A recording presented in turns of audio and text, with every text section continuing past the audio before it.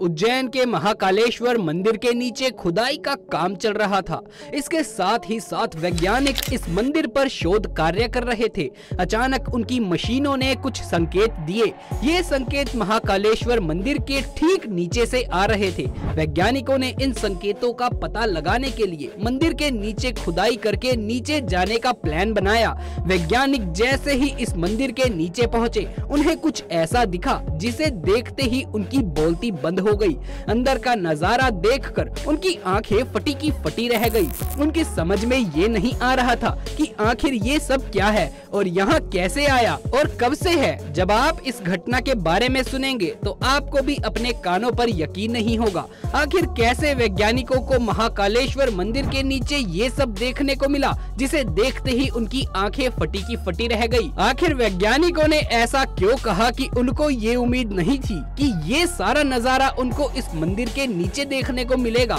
आखिर क्या है इन सभी रहस्यों के पीछे का सच? इन सारी बातों को जानने के लिए इस वीडियो को बड़े ध्यान से और अंत तक जरूर देखिएगा। नमस्कार दोस्तों, स्वागत है आप सभी का एक बार फिर से। दोस्तों, सच्ची श्रद्धा से एक बार कमेंट बॉक्स में हर हर महादेव अवश्य लिख दीजिए। महाकालेश्वर ज्योतिर्लिंग जो भगवान शिव को समर्पित 12 ज्योतिर्लिंगों में से एक है। भारत के उज्जैन शहर में ये बसा हुआ है।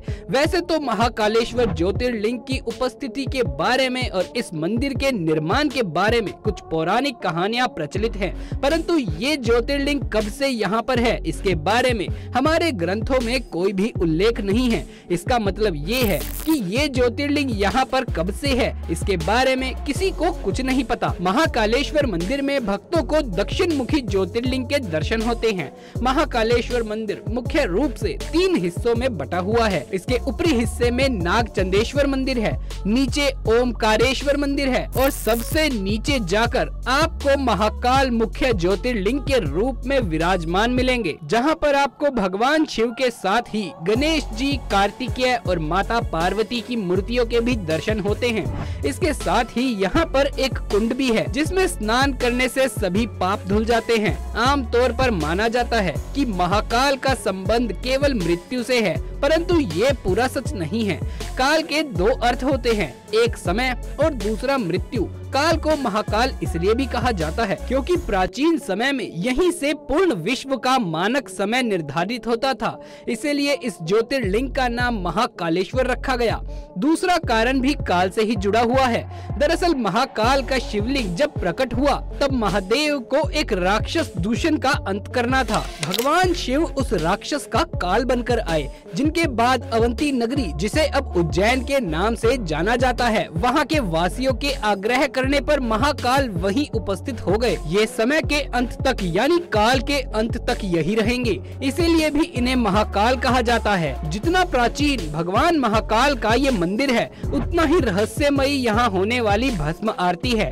जब राक्षस दूषण ने यहाँ की प्रजा को प्रताड़ित किया, तब प्रजा ने मदद के लिए भगवान शिव से गुहार लगाई। प्रजा की गुहार भगवान शिव ने सुनी और स्वयं दुष्ट राक्षस का वध किया।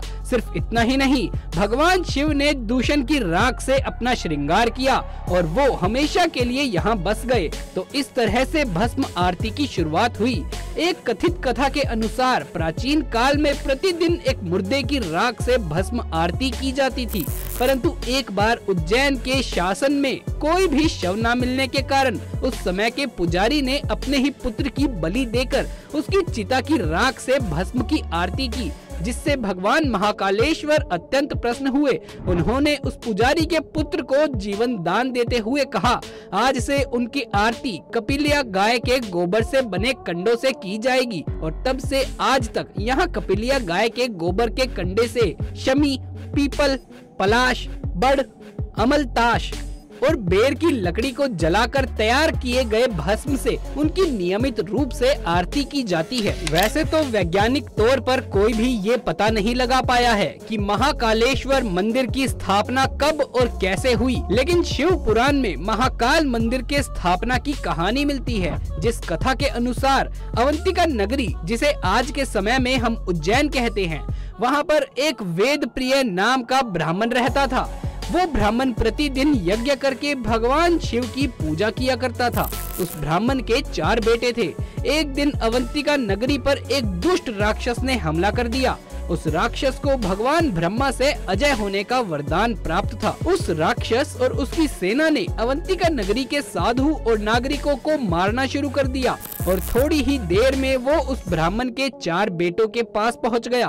वो ब्राह्मण के 4 बेटे अपनी जान पर आता देख भगवान शिव की स्तुति करने लगे और उसी समय उस जगह पर एक गड्ढा बन गया और उस गड्ढे में भयंकर रूपधारी भगवान शंकर अपने महाकाल रूप में प्रकट हो गए और उन्होंने दूषण नाम के उस राक्षस और उसकी पूरी सेना का अंत कर दिया। उसके बाद उस ब्राह्मण के 4 बेटों ने भगवान शिव को उसी रूप में वहां विराजमान होने की प्रार्थना करी और इससे खुश होकर भगवान शिव वहां पर लिंग के रूप में विराजमान हो गए और उसी लिंग को आज महाकालेश्वर ज्योतिर्लिंग कहा जाता है। वैसे तो मंदिरों में रोजाना चमत्कार होते ही रहते हैं, लेकिन सभी चमत्कार आम लोगों तक पहुंच नहीं पाते।